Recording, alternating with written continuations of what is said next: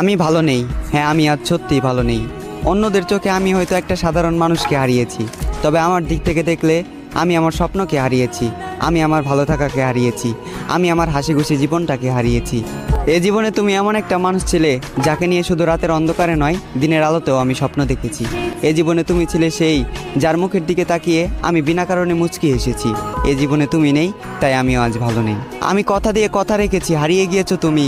অন্ধকারে হারিকেন জ্বালিয়ে খুঁজেছি তোমায়, তবুও তোমাকে খুঁজে পাইনি আমি। আমি জোর গলায় হাঁক দিয়েছি, চিৎকার করে তোমাকে ডেকেছি, তুমি আমার ডাকে সাড়া দাওনি।